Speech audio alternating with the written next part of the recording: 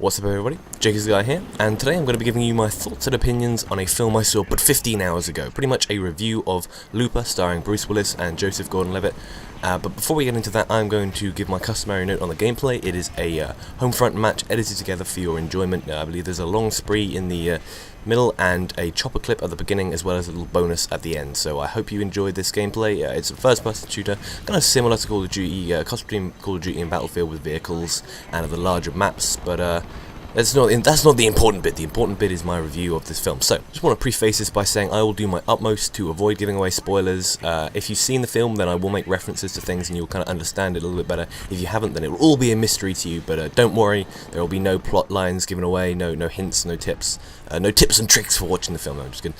It is a video that can be enjoyed by both those who have and have not seen the film. But I want to say, before we get into it, I would heartily recommend going to watch this film if you enjoy. It's kind of a little bit more of an intellectual take on the common mainstream action genre. So there we go. Talk about this film in a chronological order, kind of working through the points from the beginning to the end.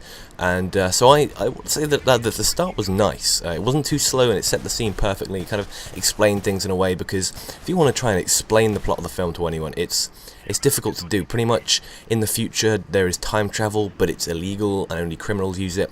But getting rid of bodies in the future is very difficult. So if you want to assassinate someone, you pretty much warp them back to the past where there is someone waiting to kill them and collect their reward. Now, one of the issues with that, though, is that, of course, it's so illegal in the future that the people who do this, the loopers, have to get killed as well. So I believe it's something like 30 years from your first loop, they close your loop, which means that you get sent back in time and you kill yourself, which kind of probably messes with some time-space algorithms, but let's not get too deeply into that. It's kind of confusion.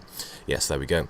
The scene is set perfectly in, explaining who everyone is, and it's quite, evident that Joe, the main character played by Willis and Levitt, Gordon, if you've seen the film, or Gordon-Levitt, rather, he's not a hero, but he does have a sense of morality, which is good.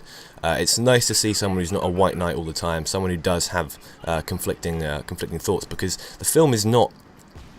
There's morally questionable parts to it, and I thought that was good. It provided good character development as well, and also gave a more emotional, blowback on the audience, which was nice.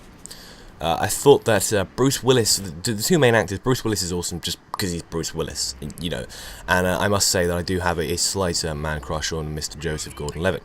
He is indeed a sexy, fine gentleman. Now, what I was expecting was the two main leads to work together to try and take down or get revenge on this criminal syndicate, but actually it split off into two exponentially different stories. One with Joseph Gordon-Levitt. I always say his name in a different combination of words, just because I never know the right one, and so if I say it enough times, eventually I'll get it right. Anyway, he has the more traditional story, kind of the American family, as all films are about, the reunion of the American family, if you think about it. And Bruce Willis has more of the sort of revenge thriller. It's a lot darker as well, Bruce Willis's story. And I must say that one of my favourite scenes has to be the P90 Akimbo scene. If you've seen that film, if you've seen the film already, you will understand that. Bruce Willis, it's got enough action, classic, shooting, exploding to keep any action fan satisfied, but it also has the intellectual aspect. It's kind of like the best kind of film to liken it to is Inception, both of course having Joseph Gordon-Levitt starring in them, but with a different director. This was actually one of the first non-remake good films that has come out in the cinema for quite a while, or non-remake or non-part of a series. It's nice to see some original thoughts going into cinema. It slowed down a little bit in the middle. There's the farm scene that reminded me a little bit of Herschel's farm from The Walking Dead, that just kind of kept happening over and over again. Well, sort of, but it just kind of went on a little bit. But I thought that was still good because it gave time to develop the characters. The characters really are developed, and the little kid is an amazing actor. He's really plays things well, and it's interesting because it did keep you thinking, that you never got all the answers. You couldn't sit there halfway through and say, "Oh, I know how it's going to end." And speaking of the ending was bloody good, I've got to say. Finally, a satisfactory ending to a mainstream cinema film. It had the right emotional raw power as well. Bruce Willis's character, the things that he would do for the love of his wife, and as well as the little kid, what happens when the child gets scared. it really is a powerful ending, and I'd recommend it to anyone.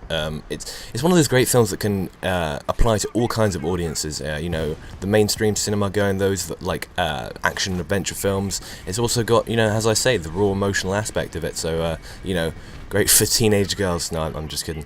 Well, perhaps, you know, everyone, each their own. I'm not going to stereotype based on Twilight. But there we go. Nice ending, strong throughout, and I would give this film definitely something along an 8 out of 10.